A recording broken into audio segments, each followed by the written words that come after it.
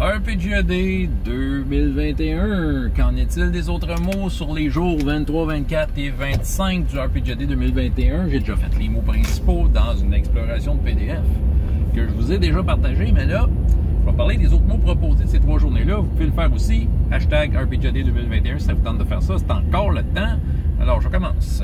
Innovation. Écoutez, les innovations, ça fait partie du jeu de rôle. Hein? Déjà, la création de jeu de rôle était une innovation dans le monde des hobbies. Je dirais que ces derniers temps, peut-être ces derniers 10-15 ans, il y a eu des grosses innovations. Toutes sortes d'expériences de jeux de rôle qui ont été faites. Il y a des jeux de rôle plus spécialisés, plus pointus, qui offrent des façons différentes d'aborder le jeu de rôle et de le jouer.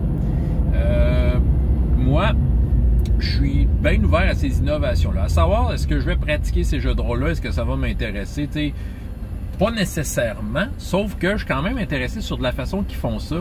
Puis je trouve ça inspirant. T'sais, c'est des innovations qui inspirent parce que je vais puiser là-dedans peut-être des façons d'améliorer mon propre jeu de rôle. T'sais, des fois, ça permet de faire la lumière sur quelque chose qui m'a peut-être échappé puis qui me convenait. T'sais, je reviens à des jeux de rôle que j'aime, qui sont déjà bien établis, mais des fois, on peut aller puiser des innovations un peu partout. J'ai pas d'exemple précis, là, mais je le sais pertinemment que des fois, j'ai entendu parler d'un jeu un peu plus particulier qui est sorti dernièrement. On expliquait comment ça marchait, j'étais allé jeter un œil, ah oui, ok, c'est intéressant, puis j'ai pu incorporer ça à mon jeu, t'sais. Fait que de façon subtile, je suis capable d'aller chercher toutes sortes d'idées, des innovations ailleurs pour juste mieux raffiner en fait mon jeu. Prochain mot, Quick. Quick, je vais vous parler d'un personnage en fait, qui s'appelait Quick. Mon frère a fait un personnage qui s'appelait Quick. Écoute, il était hilarant ce personnage-là. J'ai aucune anecdote à vous raconter parce que ça fait tellement longtemps. Je vais vous rappeler de ce que je me souviens. Okay? C'est un voleur donjon, on jouait à la boîte rouge, donc c'est un voleur bien typique. Je me souviens qu'il était imprévisible, il achalait le monde, il était gossant, puis il était imprévisible et gossant. Puis ça, là, ça faisait des scènes mémorables. On a ri avec Quick, là, comme ça n'a pas d'allure. Puis mon frère est quand même bon en dessin, puis il avait comme fait le dessin de son personnage. Je sais pas si je l'ai encore, sa fiche, mais il était... il faisait des bonhommes un peu, c'était cartoon, c'est bords, le dessin animé, puis c'est ça. Puis il avait, écoute, il avait de l'air d'une face à fesser dedans, là. Il a fait un personnage qui avait une genre de coupe longueuil, là, avec un, il manquait un peu de cheveux sur le top avec une coupe longueuil. Écoute, il avait un look, il avait un look épouvantable. Écoute, on a ri que ce personnage-là. Je sais que ce personnage-là, très brièvement, a fait un saut vers Stormbringer, parce qu'on avait à un moment donné, il y avait quelqu'un qui, dans la gang, qui avait proposé qu'on commence à jouer à Stormbringer. Il avait demandé si Quick pouvait faire partie de Stormbringer. Je pense qu'il a fait 2 séances, là. Mais est-ce que le meneur de jeu, je pense qu'il avait tellement trouvé Quick sympathique d'une certaine façon qu'il avait dit oui, tu peux amener Quick. Ben, c'est ça, il s'appelait Quick. Fait Quick rapide, là, mais j'ai gardé le mot en anglais parce que le personnage s'appelait Quick. Voilà. C'était super drôle. Le prochain est surprise. OK, je vais vous parler de... OK, c'est dur de me surprendre si on veut me faire un cadeau. OK? Surtout avec Internet, que tu as accès à tout, tu es informé de tout, tu sais que tout existe. C'est ça. Quand tu t'intéresses à un sujet, puis tu sais, comme le jeu de rôle, puis, fait que, si c'est pas comme, je sais pas moi, ton petit neveu qui dit achetez-moi un jeu de rôle à Noël, tu peux y aller de quoi de bien générique qui donne la boîte de donjon, puis il va être bien heureux, mais moi, je peux pas demander à Noël, donnez-moi des livres de jeux de rôle, c'est ça. Fait que c'est difficile de me surprendre. Avec Internet, tout ça, t'es au courant de tout. Fait que les gens ont de la misère à me surprendre. Sauf une fois où j'ai été surpris. Une époque où j'avais pas beaucoup d'argent. Côté, ça remonte, là. C'est v'là 20 ans de ça. Donjon, 3e édition était là. J'étais très excité. Je m'étais équipé. Puis, je m'étais pas lancé dans une campagne. Mais, j'avais de quoi qui j'avais dans l'œil. Je savais pas sur quoi m'arrêter, mais j'avais, entre autres, dans l'œil... le monde d'Elric, OK? Que je savais qu'il y avait le supplément des vins qui était sorti, puis ma conjointe de l'époque, ben écoute, c'était même pas ma fête. Elle a décidé de me faire plaisir. Elle était allée au magasin. C'était, je pense que c'est ça. C'était l'imaginaire à... C'était l'imaginaire? Non, c'était le magasin s'appelait le Donjon. Ben oui, c'est ça, évidemment. Le Donjon à Québec, qui était à côté de l'Université Laval. OK? Il y a des bâtiments qui sont comme des pyramides à l'envers, pour ceux qui connaissent ça. Puis il y avait là-dedans une boutique imaginaire. Puis je pense qu'elle habitait pas loin de là. Puis elle est allée à pied. Elle a pris ses sous pour m'acheter ça. Puis à un moment donné, j'étais allé la voir. Puis elle dit, tiens, j'ai un cadeau pour toi. Puis je m'attendais pas à ça. J'ai ouvert ça, Dragon Lords of Melniboné. Écoute, ça a été une vraie surprise. J'étais comme, ouah, tu veux le cadeau? Écoute, puis ça a servi ce cadeau-là. Parce que la seule vraie campagne que j'ai faite à 3e édition, ça a été à l'aide de ce livre-là. Je me souviens que quand je l'ai reçu, j'étais content. Là, puis je m'étais assis, j'avais commencé à feuilleter ça. Tu sais, j'étais immergé là, immédiatement. J'ai été immédiatement immergé. Tu sais, j'étais dedans, je lisais les romans, la saga d'Elric, je trouvais ça hot. Fait que, tu sais, dans le fond, j'étais complètement dedans, puis voilà, ce livre-là a servi. Fait que ça a été une surprise. C'est un cadeau que j'ai reçu. J'avais reçu Dragon Lords of Melniboné. J'étais super content. Share, partage.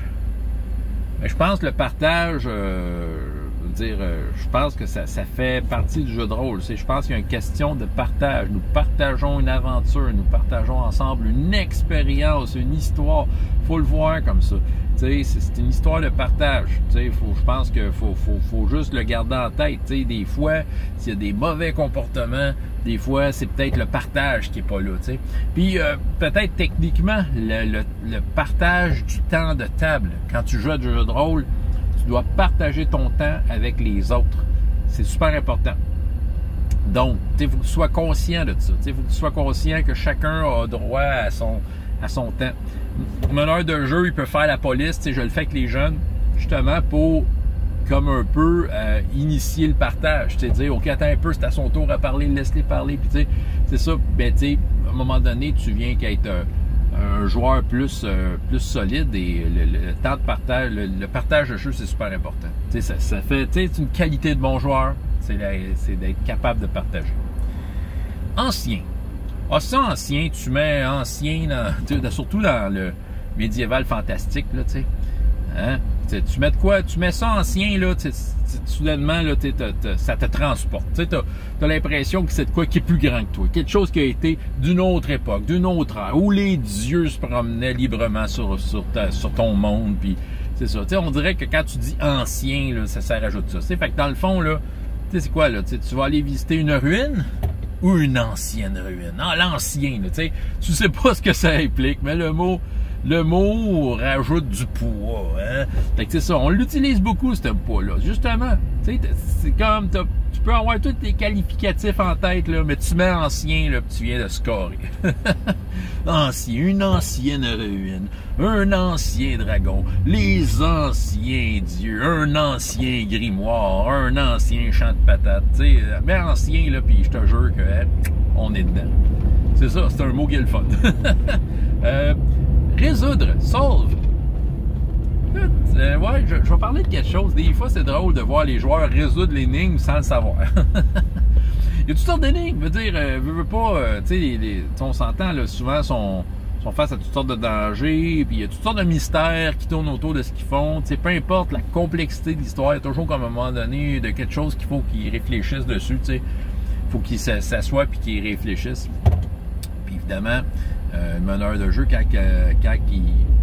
ils parlent entre eux autres, les joueurs, la quantité de fois où ils ont le doigt dessus, ils savent très bien, ils ont résolu l'énigme, mais ils le savent pas.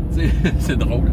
C'est ça. Ben, le meneur de jeu ne fera pas « Yes, vous l'avez trouvé, les gars! » Donc, parce que des fois, dans l'histoire, justement, ils ne sont pas rendus à mettre leur théorie en pratique. Il faut qu'ils sortent d'un endroit, il faut qu'ils fassent de quoi. Des fois, c'est par rapport à une série de manœuvres à faire. Il faut que tu mettes le bâton magique dans le trou, puis que tu ailles tourner les yeux de la statue. Je sais pas, je dis n'importe quoi, mais des fois, ils l'ont trouvé.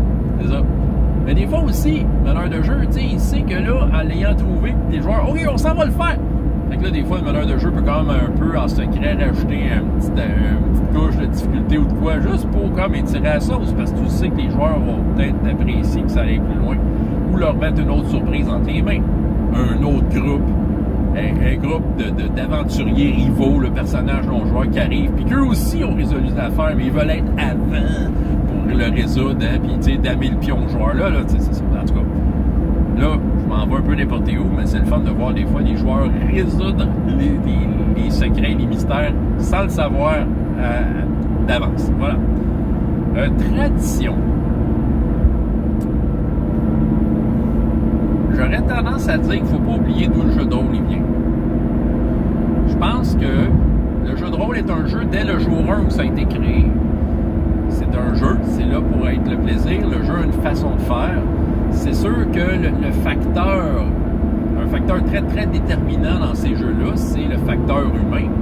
C'est la volonté de tout le monde de justement faire j'en ai parlé, mais du partage et de l'écoute, et d'être à l'écoute de tout le monde. Des fois, il sort des nouveaux jeux, justement, des jeux innovants, hein, on revient ces mots que j'ai bien de faire, là, mais qui semblent vouloir dire, écoutez, ça c'est la solution à un problème qu'il y avait avant. Il n'y avait pas de problème avant, ok? Ça restait quand même un jeu. Faut juste pas oublier c'est quoi. Le jeu de rôle, dans sa façon la plus ancienne,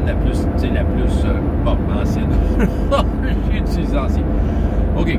En fait, c'est ça. C'est un meneur de jeu qui a un scénario, tu as des joueurs. OK, je pense que la plupart du monde joue comme ça. C'est la tradition. Faut pas oublier que ça vient de là. Il faut surtout pas oublier que dans la tradition, justement, le meneur de jeu a peut-être beaucoup de poids sur ses épaules, peut-être beaucoup de décisions à prendre et prend les devants sur toutes sortes d'affaires. Mais, je veux dire, aussi, la position de joueur, ça te permet de relaxer puis de rêver. Des fois, tu as juste envie de t'asseoir à une table et de rouler des dés. Tu sais, c'est bien cool, là, la narration, je me souviens plus, là, mais tu sais, la narration partagée, c'est super cool, là. Mais ça arrive bien souvent que ce que tu as envie de faire, c'est de t'asseoir puis de rouler des dés. Traditionnellement, c'était ça. Faut pas oublier qu'on vient de là. Faut pas oublier ça vient quand même d'un jeu, d'un divertissement, et que ce jeu-là a encore sa place aujourd'hui. La tradition est encore là. Frais.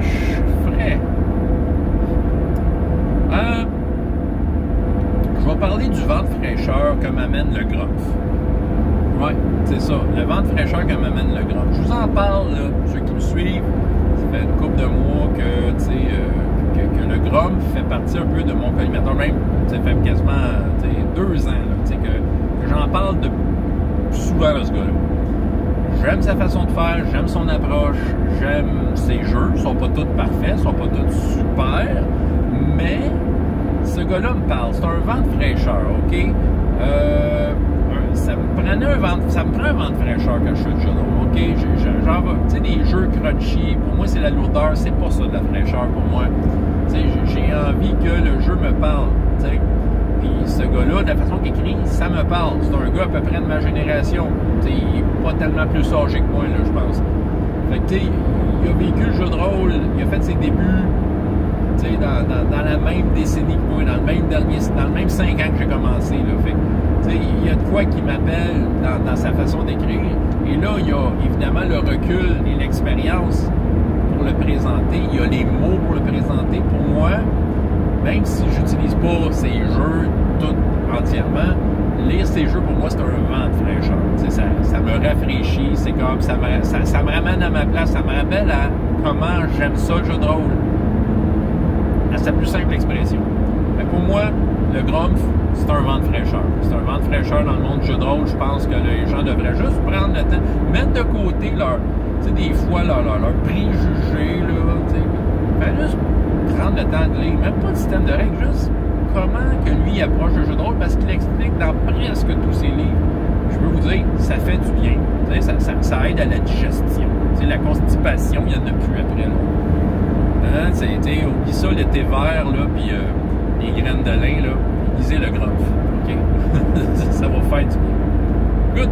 Next. Voix haute. Le dernier mot. Voix haute. À ça, là, on en voit moins, mais il y en a encore. Mais moi, il me semble, quand j'ai commencé le jeu de rôle, t'allais acheter des jeux de rôle, c'était souvent dans une boîte. Ça, la boîte, c'est le fun. T'ouvres ça, tu fais... Là, l'air rentre dedans. Puis là, c'est comme une surprise. Tu sais, à l'époque, quand j'ai commencé, il n'y avait pas Internet. Fait que, tu sais, le contenu de la boîte, tu ne pouvais pas avoir des photos avant, tu sais. À cette heure, là, tu veux aller voir qu'est-ce qu'il y a dans une boîte de jeu de rôle. Tu sais, si l'éditeur a fait moindrement sa job de marketing, tu vas le voir ce qu'il y a dans la boîte, tu sais. Tu vas le savoir avant. Mais dans le temps, tu ne savais pas tant que ça. Oui, il y avait des photos de quoi, mais tu sais, c'est ça. Tu n'avais pas énormément d'informations. Fait que, tu sais, c'était comme ouvrir un trésor, tu sais. Là, tu ouvrais la boîte rouge de donjon. Moi, celle que j'avais, c'était la version moldée. Fait que, tu sais, tu avais un livre avec B2 dedans, le château fort qu'on fait des pays, puis le petit paquet de dés bleu pastel, là, avec le crayon de cire pour dessiner les chiffres. La boîte de Marvel, ça venait, écoute, avec du stock, tu sais, c'était le Player's Guide, le Judge's Guide, je sais pas si c'était le même le nom, mais il y avait le genre livre de meneur de jeu. Tu avais les cartons de tous les super-héros que tu pouvais utiliser comme fiche de personnage. Tu avais des petits cartons à peu près gros de même. Tu avais une map. Tu avais des personnages, tu avais comme les figurines en carton.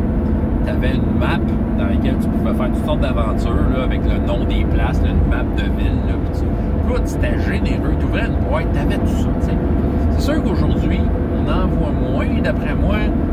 C'est sûr que peut-être point de vue production là, de l'objet, c'est peut-être plus simple. D'aller direct au livre. Puis aussi avec Internet, c'est ça qui est le fun. Là, un éditeur, tu sors un jeu, puis il t'invite à aller sur son site parce que la fameuse map, les fameux bonhommes, ben, tu vas probablement les avoir sur leur site Internet prêts à imprimer. T'sais. Fait que c'est ça. C'est sûr que c'est intéressant. Mais il y a encore des boîtes. Écoute, j'ai acheté, pour mon fils, j'ai acheté 2 boîtes dans les dernières années. J'ai acheté D-Start. Je ne sais pas s'il se fait encore. C'est publié chez Matago. C'est vraiment un jeu de rôle d'initiation pour les jeunes. Écoute, c'est vraiment cool. Ça vient avec l'écran du maître. C'est une boîte. Tu as l'écran du maître, un paquet de dés. Tu as 10 aventures. Tu as un livret de règles. Tu as des cartons pour compter tes points de vie. Tu sais, c'est ça. Tu sais, c'est une boîte que tu ouvres. Tu as toutes sortes de goodies dedans. Là. Fait que c'est vraiment le fun. Puis sinon, j'ai acheté aussi une boîte de Edge. En fait, c'est la boîte d'introduction de Star Wars, la version avec les dés et les dessins sur les dés. Là. The Force Awakens, le réveil de la force. C'était inspiré du film. Puis là-dedans, tu as des fiches en couleur, une map, tu as justement des personnages, des rondelles, là, des personnages à rondelles, les livres de règles, tout ça, les fameux dés. Tu as déjà un premier set de dés. Si tu as le temps de jouer du Star Wars Fantasy Flight Edge, ben, tu as déjà un set de dés. C'est ça. Fait que des boîtes, c'est le fun. Écoute, c'est vraiment cool. Fait que oui, tu sais, j'ai rien contre les livres. En fait, la plupart de mes jeux de rôle ça, viennent en livre. Ben, une boîte, tu sais, c'était plaisant à ouvrir. Dès que tu ouvres la boîte, tu sentais l'air rentrer, puis voilà, là, tu découvrais ce qu'il y avait dedans. OK, c'était ça le RPG 2021, jour 23, 24, 25. Donc, restez là. Je vais vous parler des prochains bientôt. À la prochaine. Bye bye.